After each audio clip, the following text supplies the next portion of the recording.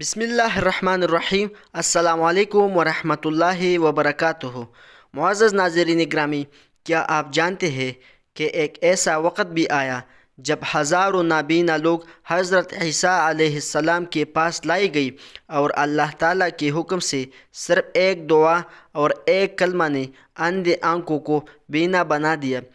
وہ دعا اتنی طاقتور تھی کہ جس کے ذریعے اللہ تعالیٰ نے مردوں کو زندہ کیا، کوڑیوں کی شفا دی اور نابیناؤں کو بینائی عطا فرمائی۔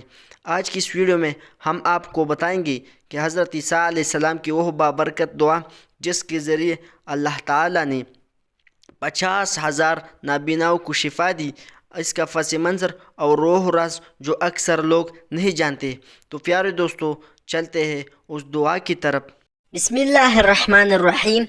اللہم انت الہ من فی السماء و الہ من فی الارض لا الہ فیہما غیرک وانت جبار من فی السماء و جبار من فی الارض لا جبار فیہما غیرک وانت ملک من فی السماء و ملک من فی الارض لا ملک فیہما غیرک قدرتك في الأرض كقدرتك في السماء وسلطانك في الأرض كسلطانك في السماء أسألك باسمك الكريم ووجهك المنير وملكك القديم إنك على كل شيء قدير۔